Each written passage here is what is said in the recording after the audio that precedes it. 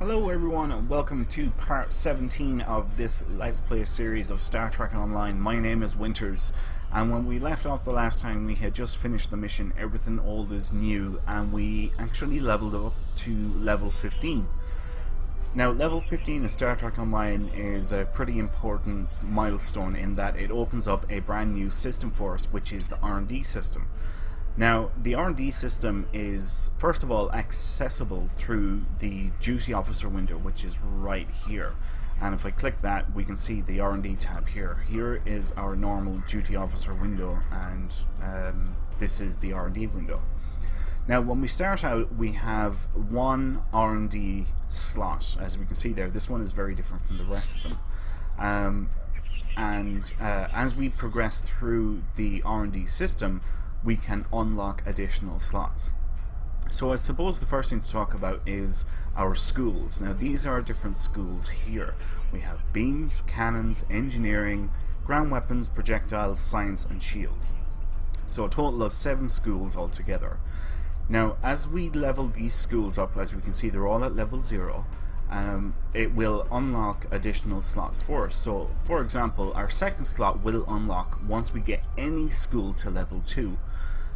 Our third slot will unlock once we get any school to level 4.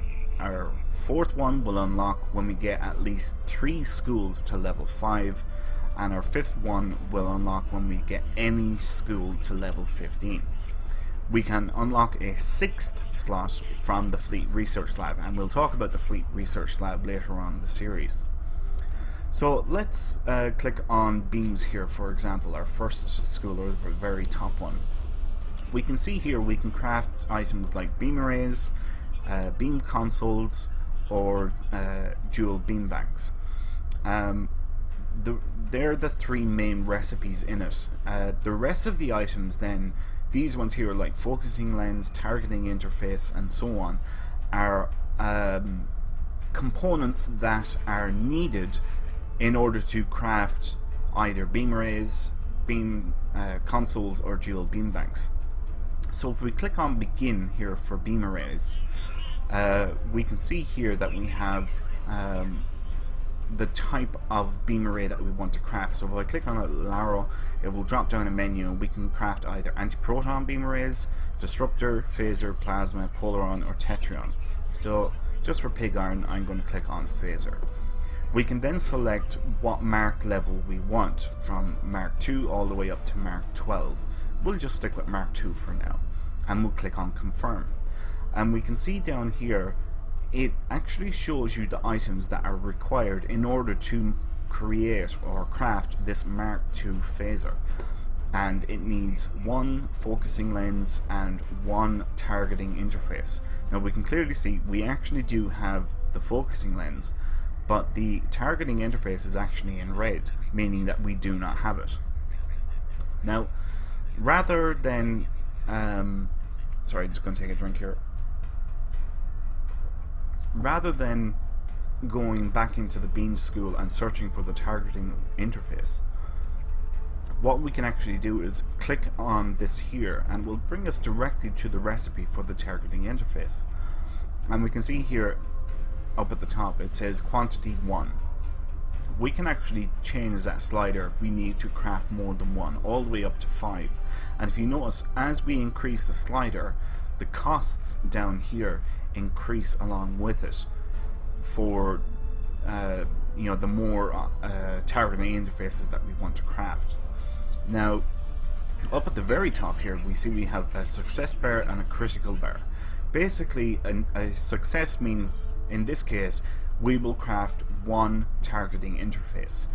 If we are lucky enough to get a critical on it, it means that we will actually end up getting 3 targeting interfaces. Over here on the right hand side, actually this will start up here, shows our skill level. It actually recommends that we have a skill level of 10 for crafting this particular item. Our current level is 0. That's because this is level 0 here. Once we get beams up to level 1, we will then have a skill level of 10. I suppose I should point out that the maximum level you can bring any one of these schools up to is level 20, which will be a skill level of 200. Now, catalysts. I don't have any catalysts at the minute, but what catalysts are basically items that can increase your skill level. So there are plus 10 catalysts, there are plus 20 catalysts, there are plus 50 catalysts. So let's say we had a plus 50 catalyst. I would simply click here and then select the plus 50 catalyst, and it would slot in here.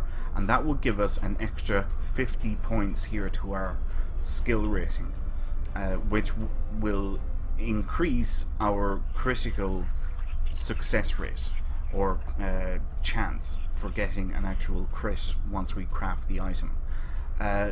So it's recommended that we have a skill rating of 10. We have 0. If we did have a skill rating of 10, this would be at probably about 8%. If we had 20 here, basically the success will come down lower and the critical will go up higher. The higher your skill rating, the higher your critical will go up, and that's what you actually want. You actually want to score these criticals. Now I'm going to click on the beam school again, and I'm going to select beam arrays. I'm going to select phaser. This time I'm going to select a Mark 6 item, and when I hit confirm, we can see that the costs have drastically changed or increased. We still need one focusing lens, but this time we need 2 emitter modules and we need 2 EPS conduits. Now that works the same way for like if we selected Mark 12, which we'll do in a minute, there'll be a totally different set of requirements for it. Now what these bars represent up here, you can see we have common, uncommon, rare and very rare.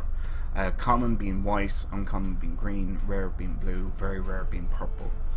The higher our skill rating, so in this case it recommends we have a skill rating of 60, which would be level 6 in beams. The higher our skill rating increases our chance of getting a very rare or an uncommon. If we did get an uncommon item, if you look at the name here in green, it says phaser beam array Mark 6, and then it has 3 question marks in brackets. That means that it will gain 1 random modifier. So the modifier could be, for example, damage, which is DMG, which increases the damage of the weapon by a set amount. Or it could be ACC, which is accuracy, which gives a plus 10% to accuracy. If we go up to rare, or the blue one here, we can see it still has the 3 question marks, but it has a ×2 on it. That basically means that it will gain 2 completely random or unknown, random modifiers. Now it could be, for example, accuracy or ACC ×2, meaning it has 2 accuracy modifiers, or it could be a critical damage or crit severity modifier, which is CRTD, D for delta, which is critical damage, and it could have an ACC modifier, for example. If we go up to the very rare one, or the purple one, we can see it as a ×3 modifier, and just like before, basically that means it will gain 3 unknown modifiers. They could all be the same, so it could be, for example, crit D ×3, or it could be crit D, crit H and damage, or it could be, you know, crit D and damage ×2. It's completely random. There is, unfortunately, at the minute, there is nothing you can do to affect that. We're not sure yet when that's going to change. Apparently it is going to change at some point, but at the moment it is completely random. Now, we can see, because we are level 0, we have an absolute 0% chance of getting a very rare. what most people do, if they are going to craft an item for themselves, they will click on begin, they will select the type of weapon that they want, the damage, and they will just craft a Mark II item. We can see here, even though we are level 0 in beams, we actually have a 2% chance. If we were level 15, we would have a skill rating of 150, which actually would give us a 100% very rare success rate. And that means basically that the item will come out guaranteed with 3 modifiers on it. That's typically what people do. And then they upgrade the item from Mark II to Mark III to Mark IV, which is another step later on. Now, in order to craft these, you need specialized duty officers as well. And once you hit level 15, you will get a number of R&D holograms that can craft these items for you. If you have any of them, whether it's the holograms that are given to you, or if you get some of the better duty officers that are available through certain not R&D packs, but duty officer packs or lockboxes, it will automatically slot them in here. So for example, this is an energy weapons officer, and he is used for crafting beam weapons. Right, let's click back onto beams. So we've covered basically the 3 main items for crafting, and then these are components that are required for crafting the main item. Now, something I'm going to show you is each one of these schools has a special item that it can craft. So we're on beams. I'm going to click up here where it says filters, and I'm going to click on show all tasks, and we can see that we have a brand new recipe here, and it is a beam array, but it's an omnidirectional beam array, meaning it has a 360-degree firing arc.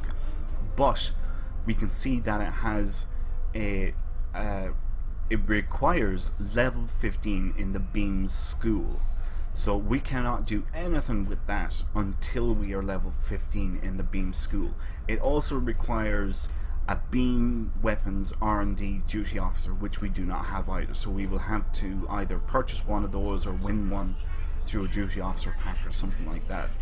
And every one of these schools has this very special item. Like for example, for cannons, it has dual heavy cannons, but it has a much wider firing arc compared to normal cannons. This one in particular actually is very important to note. Engineering, science and shields have the Aegis set. So for engineering, it's the impulse engines. Again, you have to be level 15 in order to be able to craft them, but there is actually only one duty officer in game that can craft the Aegis set, whether it be the engines, the shields or the deflector. That duty officer is only obtainable by running a special duty officer mission on Starfleet Academy, and it is only a chance of getting it. I know one individual that's in one of my fleets, and he desperately wanted the Aegis R&D DOF, and he was doing this mission every day. Well, I think it's every 2 days you can do it, but he was doing it for 6 months or longer. It could have been 7 months before he actually got the duty officer. Now, the Aegis set is nice, but it's not, you know, the meta of the game. To be perfectly honest, you will probably end up with something completely different. These are not by any stretch of the imagination the best engines you can get in the game. So don't think that because you're not in level 15 and you don't have the DOF required that you're at a disadvantage. You're not. These are by no stretch of the imagination the best engines in the game. In fact, there is practically nothing in game that you can say this is the best. There's very, very few items within the game that you can say this is the best whatever. For example, you know, nobody can say this is the best ship. It all comes down to play style, to builds and stuff like that. Anyway, I digress. We're kind of going off topic a little bit here. The next thing I'm going to show you is actually, I know what we'll do. I'm going to click on beams here again. In order to level up the schools, you do not need to start crafting all this junk, for lack of a better way of putting it, simply just to try and maximize your XP. The best thing to do is scroll down to the very, very bottom of the list, and you will see a research project, and in this case it's beam technology, because we're in the beam school. And what you want to do is you just want to run this project once every day, and it has a 20-hour cooldown, and it gives 6,000 XP. So I'll tell you what, let's see, have I got EC? I don't have enough EC. Crap, okay. I actually cannot even run it myself now at this stage. I have everything but the research lab duty officer. What is the best thing to do? Right, if you have the energy credits or the EC, go to the exchange and buy the cheapest white or common research lab scientist that you can get. Probably cost you anywhere between 30,000 EC and 50,000 EC, and use him only for doing beam the research. Actually, I just realized something. I bet I do have one, but he's on a duty officer mission. That's a counselor. Just bear with me 1 second here. Astrometrics fabrication engineer, armory officer, deflector, energy, nope. And research lab scientist. There we are. So I do have one. I was thinking there was something wrong there. Let's abort that mission. Go back to R&D, beams, and scroll down. Excellent. Okay. So this is what you want to do every day. I'm going to start off with beams. You can start off with any school that you want whatsoever. It doesn't make any difference. So I'm going to click on begin and simply start task. And if I click on in progress, we can see our one slot is taken up with the research for beams, and it will be finished in 20 hours. You can finish it straight away if you have the dilithium. It costs 18,000 dilithium from the moment you start it. As time ticks away, the cost goes down. You can see there it just went from 17,995 to 17,900 and now 93. So as more time passes by, the cost is reduced. It's not worth it. Alright, don't do it. Your best bet is just keep on working on the R&D like this, and it will take you, I'm gonna say, between 3 to 6 months if you're doing it daily. I honestly haven't worked it out if you were to do it the most efficient way possible.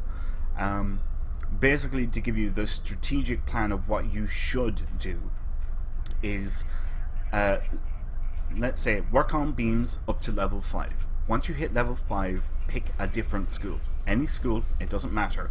Get it up to level 5. Then switch again and pick a third school and level it up to 5, so that you can unlock all the slots from here down to here. That will give you 4 slots. Once you have 4 slots unlocked, pick one of the schools that you want to get up to 15 first. So let's say, for example, beams. You can run a maximum of 3 of these research projects for beams at any one time.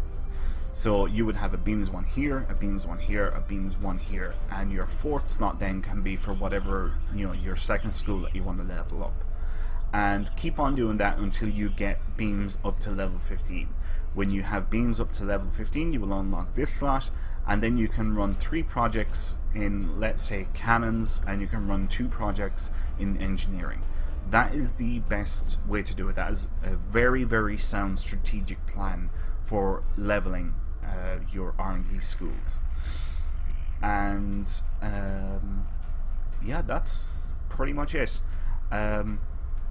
Once you have all your schools to level 15, you can craft anything that is available in the R&D system. By going further than level 15, you just increase your skill rating for crafting. So for example, if you have beams at level 15, you will have a crafting skill rating of 150. Now the max is level 20, which will be a skill rating of 200. It's not necessary, and believe me, that will probably take you about a year to get all of your schools up to level 20. If you're just doing the research projects every day, it'll probably take you a year to get all 7 schools up to level 20. It's not required. It's not needed. It just increases your chance of getting a crit on whatever item it is that you're crafting. That's all it does. So I always advise people, look, get to 15. If you want to keep on going after that as something to do, then by all means do it. But do not be under the illusion that it is required, because it's not. I mean, really, for the investment, it's almost not worth it for an extra 50 skill rating. I mean, you can just get a plus 50 catalyst and still have a 200 skill rating. Granted, if you are at level 20 and use a plus 50 catalyst, then you have a skill rating of plus 250. But it's not really worth it. But there are some people who are min-maxers and want to become crafters and will want to max it out. Before we finish, I'm just going to talk here on officer training. Depending on your career, and what I mean by that is whether you're tactical, science, or engineering, you will be able to craft certain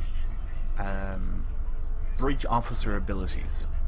So for example, this item here is Battle Strategies 3. As you level up and you spend your skill points, you will unlock new recipes for different types of abilities. And they're pretty simple to do. If I scroll down through the list here, you can see the required item is all the same. Basically, it's one of these component pads. So it requires 4 tritanium, 1 throw-on particles, it needs 200 refined dilithium and 2,500 energy credits. And you just craft that. It takes, 30 minutes to craft it. And then you can craft any one of these items that you may want. As I said, depending on where you spend your skill points in your skill tree, you will unlock different recipes for different things. They're not game changers, but for example, you may want, I'm trying to find something that might be useful here. You may want this, we'll say Cannon Rapid Fire 3. It's not a skill that I would recommend to anybody, I know that, but for example, if you did want Cannon Rapid Fire 3, you just simply craft one of these pads, and then you come down to the recipe here and click details and then start task, and it has a 30-second cooldown, and it has the quality bar here, or the quantity bar, so you can craft up to 5 at a time. I wouldn't imagine that this is a part of R&D that is ever used or very often by any player in the game, because once you have your abilities set, that's it. You're probably not going to change them, not unless you're getting into a new ship. But we'll come to bridge officer abilities and stuff like that later on anyway. In the special projects tab, once a year, roughly around the time of the anniversary, or actually exactly around the time of the anniversary for Star Trek Online, there is a mini game called the Omega mini game that becomes available. Basically, you travel around the galaxy, you go to different places like Vulcan, or Deep Space K7, or Deep Space Nine, or Bajor, or wherever. And you can get, at all these different locations, you can get different types of Omega trace particles. There are blue, there are red, and there are yellow particles. for this one here, to make a sliver, you need one of each. In order to make a shard, you need 3 slivers. And in order to make a fragment, you need 3 shards. And in order to make an Omega technology or tech upgrade, you need 3 fragments. And this is all what this is used for. Once a year, you can farm these red, yellow, or blue traces at different locations, and this is basically where you refine them from traces to slivers, slivers to shards, shards to fragments, fragments to tech upgrades. So yeah, that only ever comes around once a year. These tech upgrades are absolutely fantastic. We will talk about tech upgrades in a later episode, but so I'll come back to them later. So yeah, that's it. What I'm going to do is every day I will be coming back to this R&D window, and I will be running this project on beams until I get up to level 5. Then I will probably switch to cannons, bring it up to level 5. Then I will probably switch to engineering, bring it up to level 5, and then I will focus on one of the schools and get it all the way up to level 15. So that's a basic introduction. Basic, you're probably laughing at that too. But yeah, it's an introduction into R&D or crafting in the game. If you have any questions on it, please leave them below. If there's anything that you don't understand or you want me to go over again, or if I can help out in any way, just let me know and I'll get back to you as soon as I can. If you've enjoyed this, please leave a like, comment, and subscribe to the channel. Thanks a million for watching. My name is Winters. I will see you next time. Until then, adios.